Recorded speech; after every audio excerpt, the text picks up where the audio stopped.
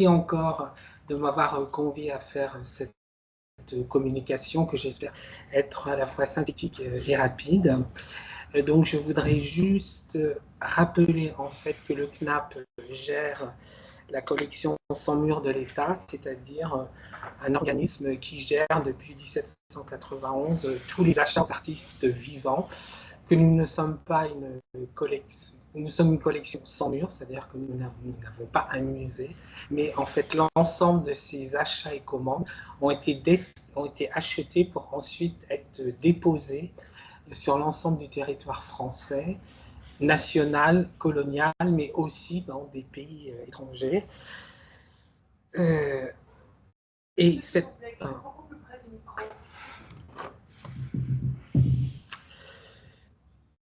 Et vous dire que sur les 130 000 œuvres qu'a pu compter cette collection, plus des 2/3 des œuvres ont été mises en dépôt. Une partie importante des achats et commandes a concerné la statuaire dans l'espace public, au sens large du terme, places et rues, mais aussi pour décorer des édifices publics, préfectures, tribunaux, universités, églises. Alors, je ne reviens pas sur les définitions qui ont été abordées ce matin. Je rappellerai juste que la collection du CNAP compte des milliers d'œuvres sculptées qui ont été donc conçues, exécutées. Et si la collection commémorative et de célébration symbolique prédomine, de nombreuses œuvres ont pu aussi jouer un rôle décoratif. Et nous avons repris en fait un peu la définition telle qui est celle qui est sur la base du musée d'Orsay à nos grands hommes, c'est-à-dire les statues, les groupes, les bustes, les reliefs qui rendent hommage à un homme, à un événement, à une idée, qui commémorent les morts des guerres ou décorant les parcs et jardins.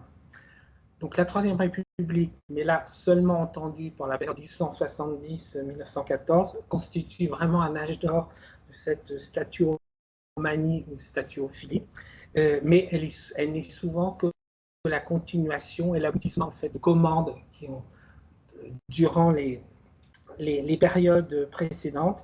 Et je rappellerai aussi que ces commandes vont continuer après la Première Guerre mondiale et continuent toujours aujourd'hui. Et d'ailleurs, en fin de cet exposé, je parlerai de commandes vraiment de commandes contemporaines.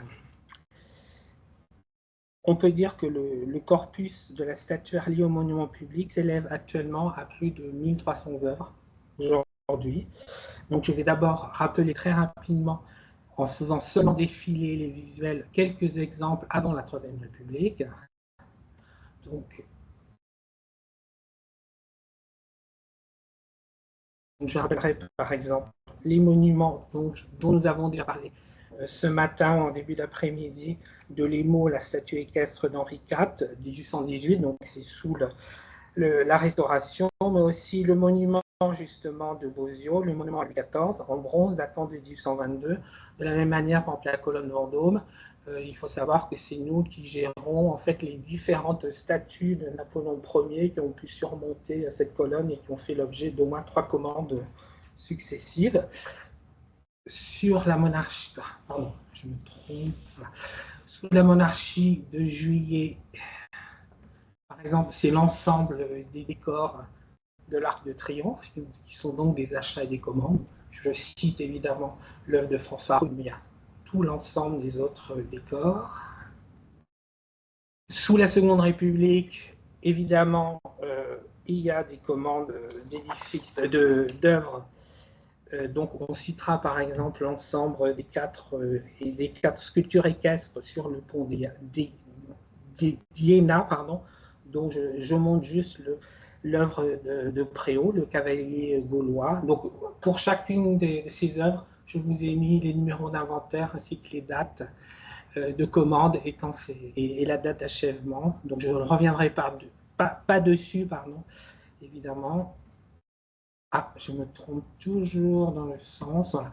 On retrouve aussi toutes les œuvres qui ont pu avoir été commandées pour le concours de la figure de 1848, dont la fameuse sculpture de Jean-François Sautou, mais on n'a pas le temps d'y revenir, à toute une histoire mouvementée liée à son installation. nous arrivons au Second Empire. Et justement, le Second Empire montre un exemple assez symbolique, si je puis dire, des commandes, puisque on commande à Aimé Millet la figure de Vercingétorix en 1863, l'année même où Jules César publie, où Napoléon III publie son Jules César, mais surtout ça montre que sous la Troisième République, on va aussi recommander à Aimé Millet une autre réplique de ce même Vercingétorix. Donc, l'œuvre de 1863 est en cuivre repoussé, alors que l'œuvre qui est commandée en 1874, c'est une œuvre en pierre. Donc tout ça, c'est pour dire, pour montrer rapidement qu'il va y avoir toute une continuité en fait dans toutes ces commandes de monuments commémoratifs. En effet, sous la Troisième République, l'avènement du nouveau régime et les changements politiques sous la Troisième République accompagnent en effet l'achèvement et le lancement de nouvelles grandes commandes publiques. On peut dire que la Troisième République voit l'affirmation d'une statuomanie officielle qui reprend souvent les thématiques déjà développées sous les régimes précédents, donc célébration des figures républicaines ou nationales, qui exaltent une identité nationale ou régionale commune, tout en célébrant les événements historiques récents, dont la guerre de 1870, les conquêtes coloniales qui sont alors en pleine expansion, tout comme les avancées techniques, scientifiques ou artistiques du nouveau régime. Je rappelle juste que pour toutes ces commandes sont bien documentées grâce aux archives de la fameuse série E21 qui concerne toutes les commandes aux artistes vivants, ce qui fait que pour chacune de ces commandes, nous pouvons retracer un peu tout le cheminement et toute l'histoire, des fois un peu mouvementée, compliquée de ces œuvres. Parmi, évidemment, des exemples très emblématiques, si je peux dire, de la sphère publique et commémorative, on parlera par exemple de l'œuvre d'Emmanuel Frémier, La Jeanne d'Arc en 1872, qui elle-même a une histoire mouvementée, puisque, comme vous le savez sans doute, ce n'est pas la version actuelle, n'est pas la première version, c'est une nouvelle version qui a été refaite par Emmanuel Frémier à l'occasion du creusement de la ligne de métro. Voilà. D'autres exemples de stature publique et commémorative, par exemple, c'est l'œuvre de Préau, Jacques Coeur, commandée en 1873, qui est déposée à Bourges, place Jacques Coeur, et on en reparlera peut-être plus longuement, puisque cette œuvre a fait l'objet de vandalisme et de dégradation en 2020, pardon. Mais également, alors, et c'est aussi pour montrer le lien organique qu'il y a avec de ces commandes, souvent avec l'histoire locale et le lieu. Bon, Jacques Coeur, évidemment, c'est Bourges. Et par exemple, Hector Lemaire, c'est du Guesclin. Et pourquoi on commande cette œuvre de Duguesclin pour la place publique de Châteauneuf-de-Randon? C'est parce que, comme vous le savez sans doute, c'est à Châteauneuf-de-Randon que meurt Duguesclin en 1480. Pardon.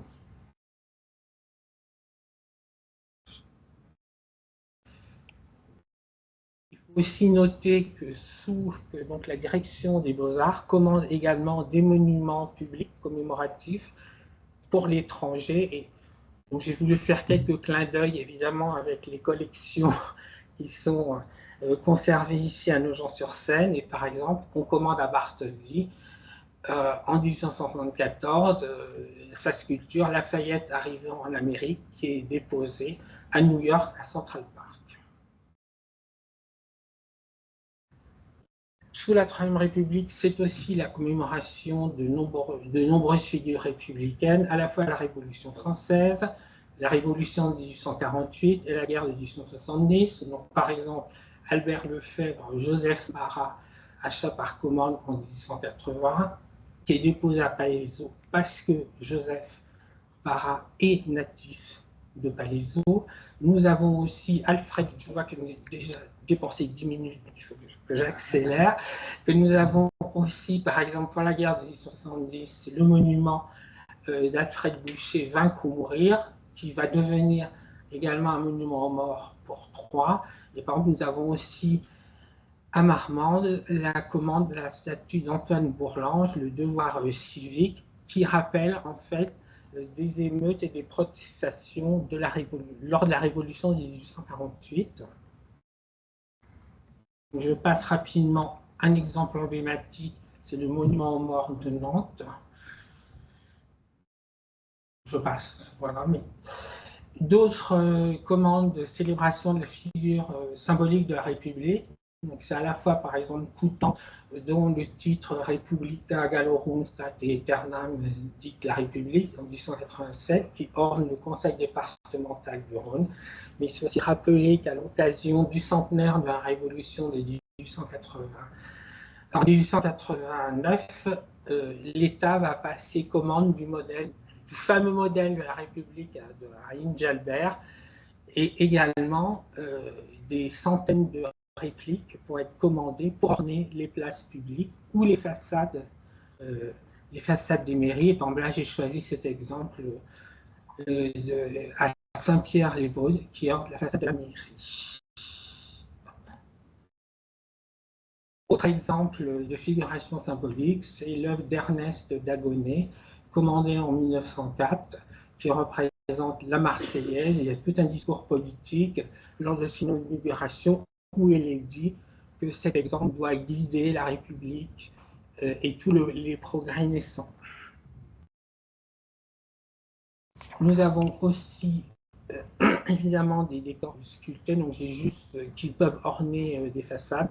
Donc, par exemple, c'est l'ensemble des décors qui ornent les façades du Muséum national d'histoire naturelle à Paris. Donc les races humaines en 1894, dont le plâtre est à Orsay, parce que je ne l'ai pas dit, mais l'État commande souvent également le plâtre, puis ensuite sa traduction en bronze, en pierre, et certaines œuvres sont désormais gérées par le musée d'Orsay, mais ont été bien commandées par la direction des travaux d'art. Et aussi, par exemple, cette œuvre, elle ne se comprend que dans un contexte de représentation coloniale et de conquête et des races. Nous avons aussi évidemment des monuments commémoratifs funéraires dans l'espace public. Donc, un seul exemple là, c'est le fameux monument de Bartholomé, le monument aux morts, qui orne le cimetière du Père-Lachaise, qui sert d'ossuaire, et rappeler que que le plâtre originel a pu être conservé et il est actuellement déposé et conservé au musée des Beaux-Arts de Lyon. Quelques exemples encore de monuments dans l'espace public, donc par exemple l'œuvre de Paul Maximilien Landowski, Les Fils de Cain, juste pour en fait annoncer en fait tous les déplacements qui ont pu avoir lieu.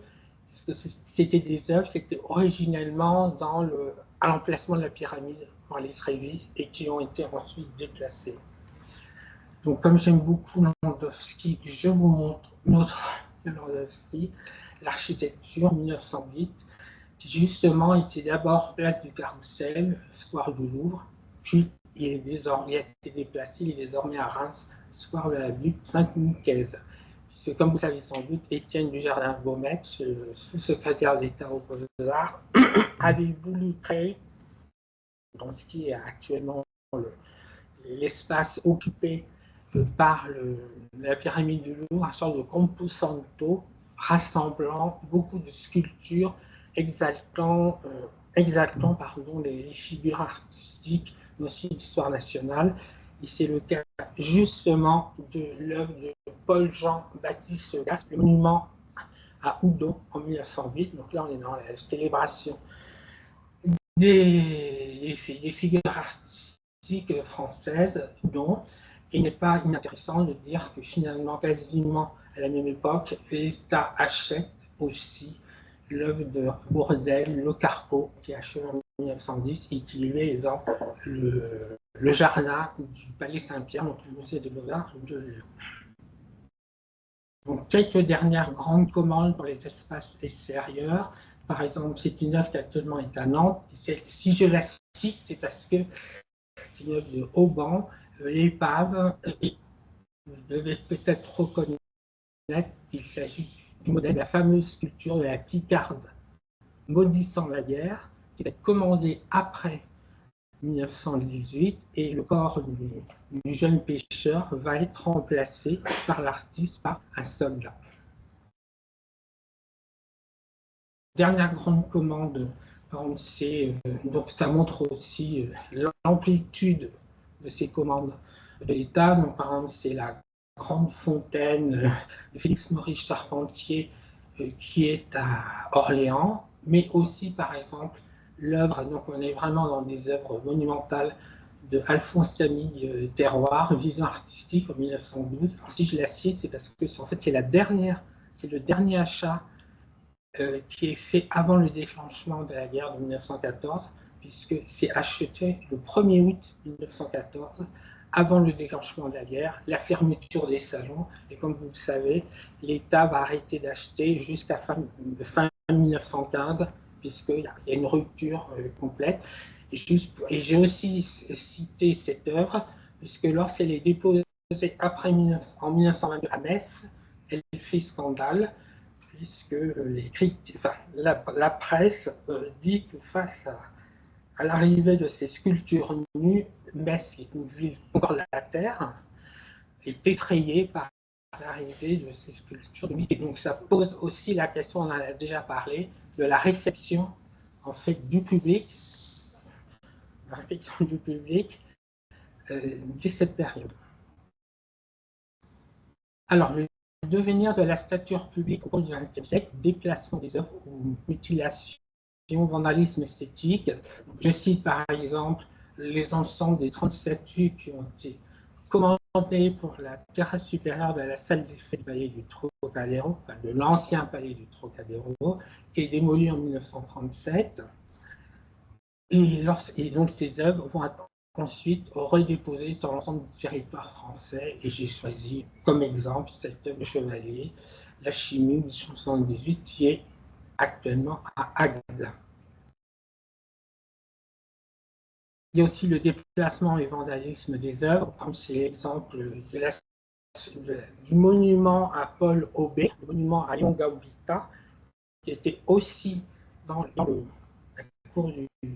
cour du Louvre, et qui en fait dès les années 1920 est qualifié de monument le plus laid de Paris, et qui en fait va subir une première destruction partielle sous Vichy, puisque les éléments en bronze vont être fondus, et ensuite dans les années 50 la pierre va être déplacée, mis dans les sous-sols du palais de Tokyo, et ne sera réinstallé mais mutilé que plus tard à Paris. Évidemment, là je vais aussi très vite, il va y avoir une autre intervention sur le devenir, la destruction de la statuaire sous le gouvernement de Vichy.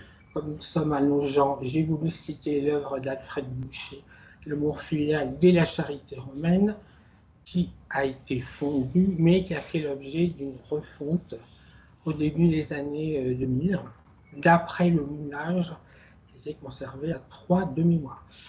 Deux autres exemples de destruction de la statuaire sous le gouvernement de Vichy, qui montrent aussi en fait que souvent il n'y a pas de choix idéologique pour la destruction des œuvres, puisqu'on détruit de ce pauvre malheureux Paul Jean-Marie Dupuin, puisque d'autres œuvres à lui vont aussi être fondues. On détruit à la fois une rudesse et un monument à la gloire de Toulouse, dont ne subsistent que quelques éléments épars. Alors j'ai oublié de vous dire que sous Vichy, il y a plus de 800 monuments publics relevant de la collection du CNAP qui vont être fondus partiellement ou en totalité détruits. Et montrer aussi que, donc, certes, il y a des œuvres qui sont fondues, mais la direction des Beaux-Arts va aussi commander des œuvres en remplacement. Et ça, c'est intéressant puisque c'est l'exemple d'une statue de Guilbert, qui est une commande de la ville de Paris. Et en fait, l'État va vouloir passer une commande à un artiste, à Robert Courturier, pour remplacer cette sculpture. Donc, je n'ai plus qu'une minute. Donc, voilà. Et ce qui est intéressant, c'est que cette sculpture de Robert Courturier, vous ne voyez que le plat va faire scandale à l'époque, elle ne sera jamais réalisée en bronze ou en pierre, on va longtemps penser qu'elle a disparu. En fait, elle a été retournée au sein des réserves du CNAP, on l'a redécouvert, ce qui a permis de la redéposer depuis au musée de Boulogne-Billancourt. Il y a aussi évidemment le rapatriement de monuments en provenance de l'Algérie, puisque comme j'ai dit tout à l'heure, l'Algérie est un département français et il y a une politique de commande très active d'œuvres pour ce nouveau département, à la fois peinture, sculpture, mais sculpture, et justement, on en parlait, voilà, cet exemple de ce monument général de la Mauricière, donc qui là est vraiment dans une attitude offensive qui a été à Thierry en Algérie et qui a été réinstallé en 2018 à Moulins-sous-Tavant. À Moulins-sous-Tavant, il y a une association des zouaves, donc je n'ai pas le temps de développer, mais tout ça, je vais aussi expliquer. Et les autres sculptures que vous voyez sur le piédestal aussi sont revenus en France et ont été redéposés, mais dans une autre commune. Je rappelle aussi, par exemple, que l'œuvre de Antoine Bourguel, La France, qui avait été inaugurée en 1935, est revenue et ensuite a été redéposée après 1967 à Guerre. Oui, alors là, j'ai pas le temps, mais l'œuvre a été plastiquée, et peut-être on en reparlera après. Alors, dire aussi que, évidemment, le devenir de la statuaire sous la Troisième République, c'est entre désintérêt et vandalisme. Donc, je vous montre quelques exemples d'œuvres qui sont en attente de restauration ou laissées dans leur triste sort. Et donc, Antoine Bourlange, là, c'est l'œuvre telle qu'elle était. Depuis, elle a été de nouveau vandalisée. Elle est revenue en plusieurs morceaux dans nos réserves, dans l'attente d'une hypothétique restauration. Voilà, donc ça, c'est juste quelques exemples d'œuvres qui sont... Voilà. Donc, le désintérêt de la statuaire pour la Troisième République, il y a aussi eu, on en a déjà aussi parlé, un vandalisme politique. Je vais très vite post-Black Lives Matter, puisque par exemple, la sculpture d'Antoine Préau, dont j'ai évoqué précédemment, en fait, elle a été taillée en 2020, et donc, actuellement, elle est en cours de restauration. La sculpture de Voltaire, de Rivier, elle aussi, a été vandalisée, elle a dû être retirée de l'espace public, elle est à Paris. Et autre polémique éventuelle à venir, par exemple, c'est l'œuvre d'Ernest Guibert, Adolphe Thiers, qui est une œuvre qui a d'abord été en Algérie, qui ensuite a été rapatriée, a été redéposée, et actuellement cette sculpture fait l'objet de débats, puisque Thiers, évidemment, est aussi identifié comme l'artisan de la répression de la commune. Donc, ce qui veut dire que voilà, il y a aussi des polémiques politiques qui sont toujours en cours. Et là, on ne sait pas actuellement quel est le devenir. Je termine sur des notes plus positives pour montrer quand même que essayons de suivre et de restaurer de la statuaire publique monumentale. Donc justement, le fameux monument de Jacques Mariette B, qui est à Boulogne-Billancourt.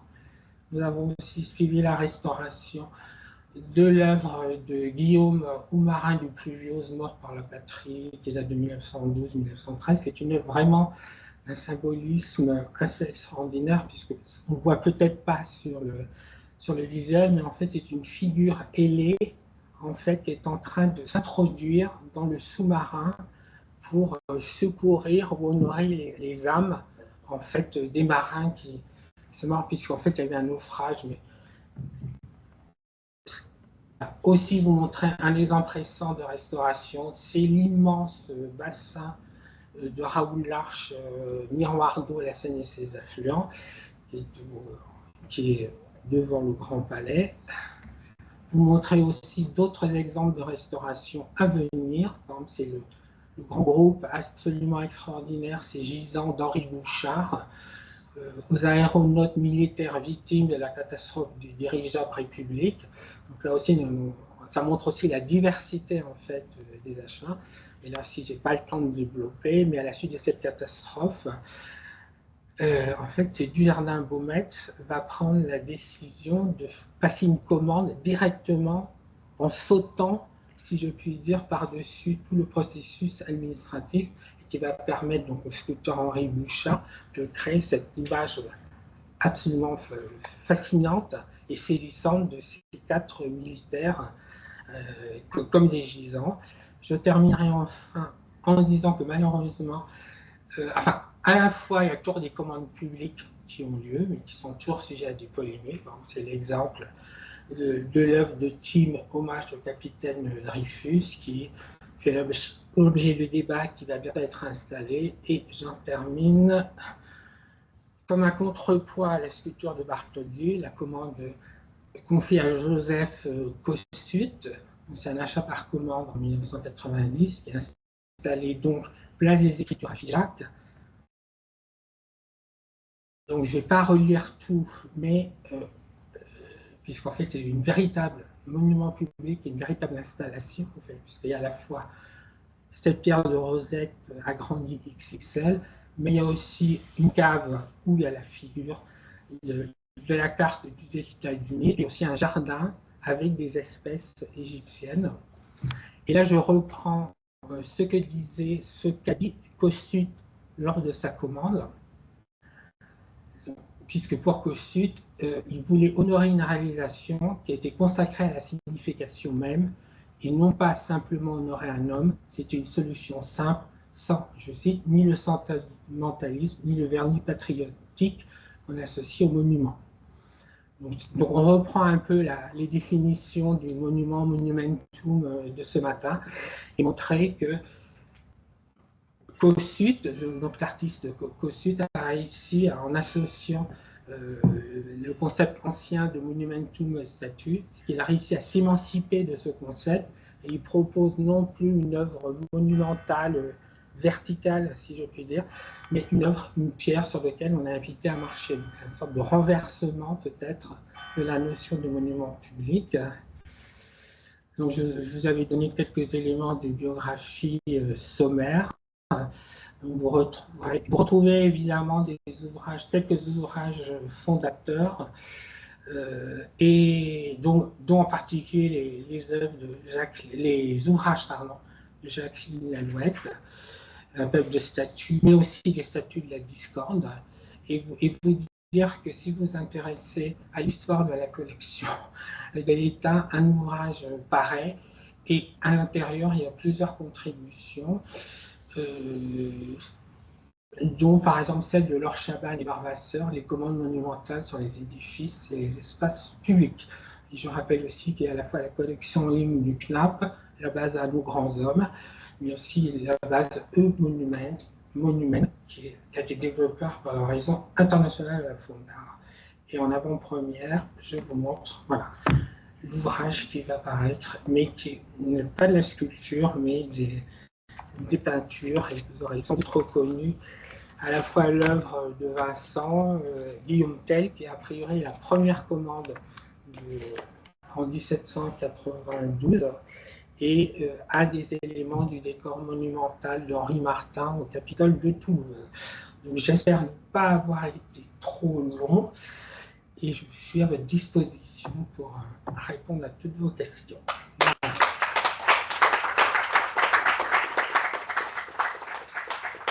Merci beaucoup Xavier pour cette présentation très exhaustive. Merci.